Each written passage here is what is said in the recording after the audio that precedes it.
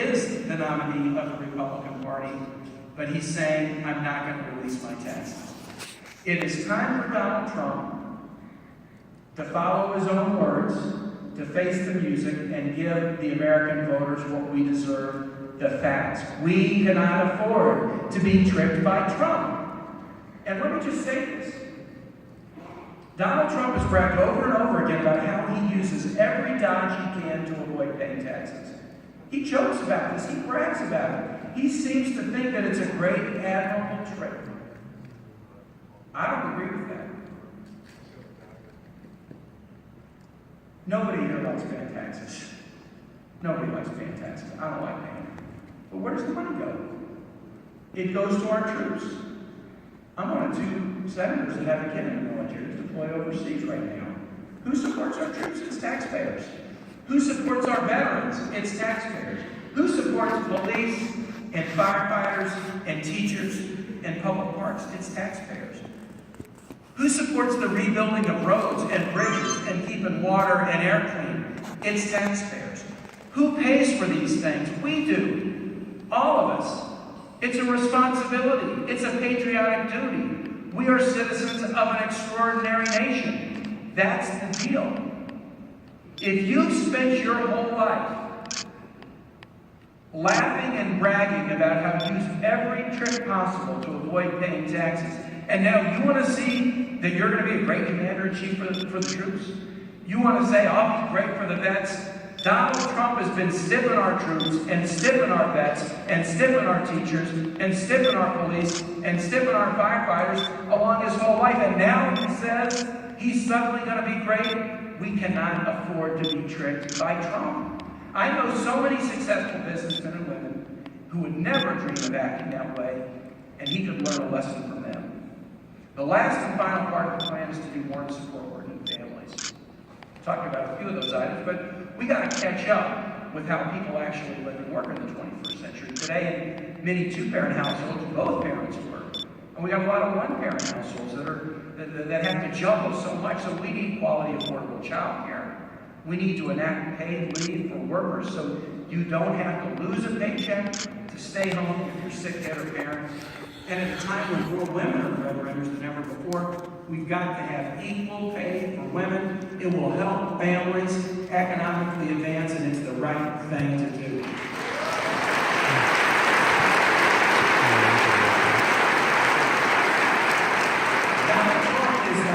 Is trying hard to redo his campaign right now. The 3rd or 4th time he's brought on a new campaign team. He's trying to present himself now as somebody different than the man we've seen and heard from for over a year. Just over the weekend, he kind of created some headlines about immigration reform. I've been a strong supporter of immigration reform. We've got to have an immigration reform system that's fair. Donald Trump has been out there saying we're going to build a wall. He calls people of Mexican-American heritage criminals, trash talks them, and it doesn't matter whether you just came over the border without documents or whether you're a respected federal judge or former prosecutor who is of Mexican-American heritage. Donald Trump is going to take the broad brush and basically call you names. He's promised that if he's elected, he'll deport 16 million people from the United States. He's promised to create a, quote, deportation force to go into communities and take people away, tearing apart families. He's been clear on that, doubling and tripling down on it. Now, over the weekend, he had a closed-door meeting with some activists and said, well, you know, people came out of the meeting and said maybe Donald Trump's not as bad as we thought. But please note, as soon as they said what went on inside the meeting, his team said, no, he's not changing his position. He's not changing his policies, not by an inch. He is still going to have the deportation force. He is still going to separate families. He says he's not flip-flopping on immigration. That's what his campaign says. His campaign says it, his family says it. This is an area where we got to believe the actions and not the words. He'll probably try to say, okay, I'm not going to be so bad on immigration, just like he's going to say I'll be great for the troops or great for the vets, or, you know, African Americans should vote for me even after I've gone around questioning whether President Obama was born in the United States. He's going to say a lot of things now, just like he told contractors, I'll pay your bills, just like he told Trump University students, you're going to get a good degree, just like he told retirees, give me a down payment and you'll get a condo out of it. But we can't afford to be tricked by Trump. This deportation thing is just another one. He's saying that he'll try to deport people in a humane way, whatever that means. It's just wrong. We've got to win this election. We've got to win this election. And Hillary and I are counting on you to join us, because unions like yours have been at the front lines of every one of the fights that I've just gone through. Every one of the policy issues I've just gone through. You stand up for workers. You stand up for working families. You value hard work. You value working men and women. You want to make sure that they're treated with dignity. And that's fundamental to our American values. And your example reminds us of that every day. I want you to know that if Hillary and I win, if Hillary and I win this November, labor unions won't just have one but two friends in the White House. You, iron workers, you, working people, you, House of Labor, you'll always have a seat at the table. We're going to be your partners, because our vision for building an economy that works for everybody, that's your vision too. It's always been, and it always will be. It takes a special kind of person to be an iron worker. It takes guns to be cowboys in the sky. It takes precision and discipline. It takes something else, imagination. You got to look at trusses and see a bridge.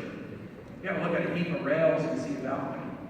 You got to look at a stack of beams and see a skyscraper. Iron workers are artists. My dad always said that.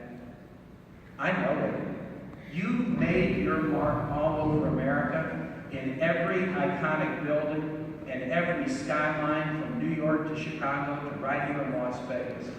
And I hope you know how much America values you, because you made us stronger, you make us stronger, you make us safer, you help us see from greater heights.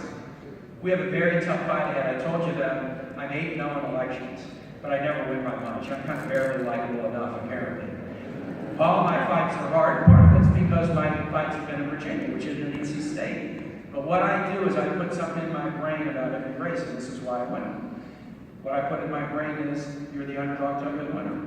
Don't believe a poll. Don't believe a compliment. Don't believe a good editorial. You're the underdog until you're the winner. And we do have a tough fight ahead. We've got a Citizens United ruling that lets people spend billions of dollars and say whatever they want, even if it's untrue. We've got Hillary Clinton trying to crack the glass ceiling that nobody's been able to do in the history of this country. We're in a season of surprises where pundits have been wrong and polls have been wrong. We have a tough fight. We're going to have to work very, very hard for this. But you all know something about hard work, and I do too, and so does Hillary Clinton. So let's work hard. Let's win this November, and then iron workers, let's go to work, building an economy that works for everybody, with more good jobs and more opportunities, so that every man, woman, boy, and girl in this country can go as far as their hard work and talent will take them. We'll build a country that works for everybody. Thanks so much. Thanks, iron workers, for the invitation.